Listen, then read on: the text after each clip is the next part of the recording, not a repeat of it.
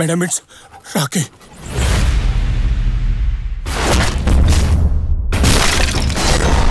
ಯಾರಲ್ಲಿ ಸೌಂಡು ಮಾಡೋದು?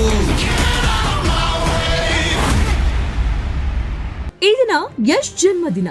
ಹೇಗಿತ್ತು rocking star cine journey? KGF star ಯಶ್ಗೆ ಇಂದು ಜನ್ಮದಿನದ ಸಂಭ್ರಮ.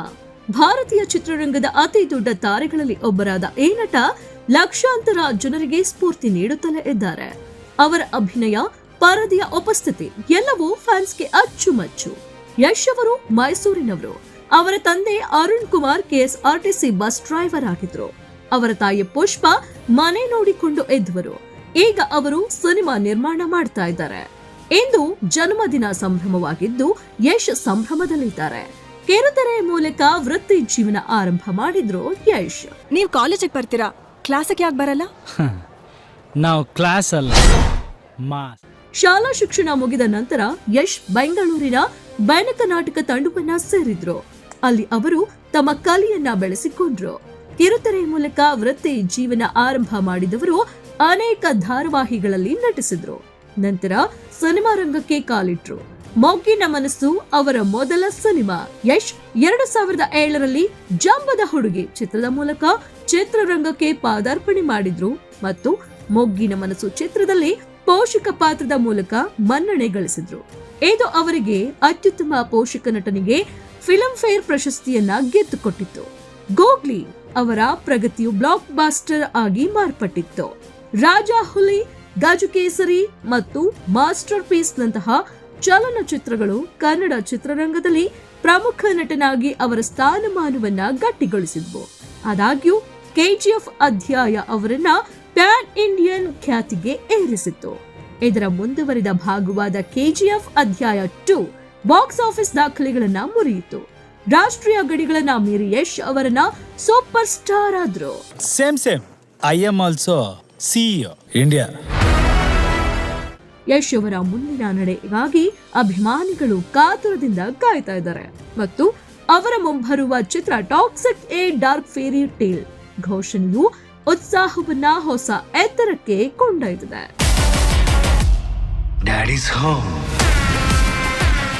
ಯಶ್ ಕೇವಲ ಬೆಳ್ಳಿತೆರೆಯ ತಾರೆಯಲ್ಲ, ಬದಲಾಗಿ ಅವರೊಬ್ಬ ನಾಯಕ ನಟ ಕೂಡ.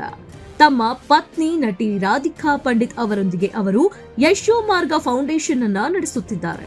ಇದು ಗ್ರಾಮೀಣ ಅಭಿವೃದ್ಧಿ ಮತ್ತು ಸಾಮಾಜಿಕ ಕಲ್ಯಾಣದ ಮೇಲೆ ಕೇಂದ್ರೀಕರಿಸುತ್ತದೆ. ಇನ್ನು ಟಾಕ್ಸಿಕ್ ಮಾರ್ಚ್ 19ರಂದು ಈ ಸಿನಿಮಾ ವಿಶ್ವಾದ್ಯಂತ ತಿರುಗಿ ಬರಲಿದೆ. ಈ ಚಿತ್ರಕ್ಕೆ ಸಾಕಷ್ಟು ದೊಡ್ಡ ಬಜೆಟ್ ಹೂಡಿಕೆ ಮಾಡಲಾಗಿದೆ ಎಂಬುದು ವಿಶೇಷ. ಕನ್ನಡದ ಕಿವಿಯನ್ ನಿರ್ಮಾಣ ಸಂಸ್ಥೆ ಇದಕ್ಕೆ ಹಣ ಹಾಕಿದೆ.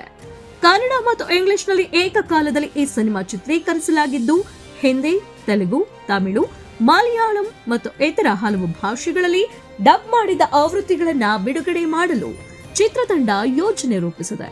ಈ ಮೂಲಕ ಪ್ಯಾನ್ ವರ್ಲ್ಡ್ ಮಟ್ಟದಲ್ಲಿ ಸಿನಿಮಾ ತೆರೆಗೆ ಅಪ್ಪಳಿಸಲಿದೆ ಅಂತಲೂ ಕೂಡ ಹೇಳಲಾಗ್ತಿದೆ.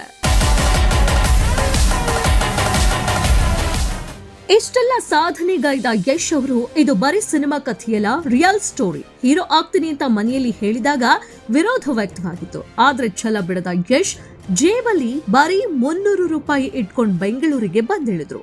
ಎಷ್ಟೋ ದಿನ ಊಟ ಇಲ್ಲದೆ, ಇರೋಕೆ ಜಾಗ ಇಲ್ಲದೆ ಪರದಾಡಿದ್ರು. ಬೆನಕ ನಾಟಕ ತಂಡ ಸೇರಿ ಬ್ಯಾಕ್ ಸ್ಟೇಜ್ ಕೆಲಸ ಮಾಡಿದ್ರು. ಟೀ ತಂದು ಕೊಟ್ರು. ಆದ್ರೆ ಕಣ್ಣಲ್ಲಿ ಇದ್ದಿದ್ದು ಮಾತ್ರ ಸೂಪರ್ ಸ್ಟಾರ್ ಆಗೋ ಕನಸು. ಅಲ್ಲಿವರೆಗೂ ಕನ್ನಡ ಸಿನಿಮಾಗಳಿಗೆ ಮಾರ್ಕೆಟ್ ಇಲ್ಲ, ಬಜೆಟ್ ಹಾಕಲ್ಲ ಅಂತಿದ್ರು. ಆದ್ರೆ ಪ್ರಶಾಂತ್ ನೀಲ್ ಜೊತೆ ಸೇರಿ ಕೆಜಿಎಫ್ ಚಾಪ್ಟರ್ 1 ಅನೌನ್ಸ್ ಮಾಡಿದಾಗ ಜನ ನಕ್ಕಿದ್ರು. ಆದ್ರೆ ಸಿನಿಮಾ ರಿಲೀಸ್ ಆದ್ಮೇಲೆ ಆಗಿದ್ದೇ ಹಿಸ್ಟ್ರಿ. ಸಲಾಂ ರಾಕಿ ಬಾಯ್ ಅಂತ ಇಡೀ ಇಂಡಿಯಾ ಸಲ್ಯೂಟ್ ಹೊಡಿತು. 1000 ಕೋಟಿಗೂ ಅಧಿಕ ಕಲೆಕ್ಷನ್ ಮಾಡಿ ಬಾಲಿವುಡ್ ಸ್ಟಾರ್ಗಳೇ ದಂಗಾಗುವಂತೆ ಮಾಡಿದ್ರು.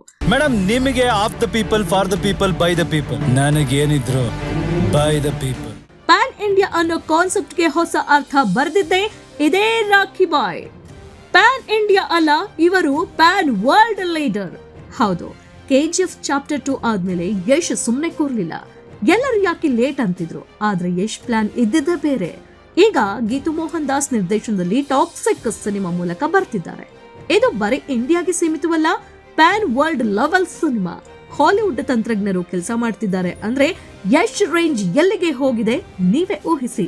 ಆದ್ರೂ ಈ ದಿನ ನಮ್ಮ ರಾಖಿಬಾಯಿಗೆ ಜನ್ಮದಿನವಾಗಿದ್ರಿಂದ ಸಮಸ್ತ ನಾಡಿನ ಜನತೆಯಿಂದ ರಾಖಿಬಾಯಿಗೆ ಜನ್ಮದಿನದ ಶುಭಾಶಯಗಳು. Madam, it's rakhi.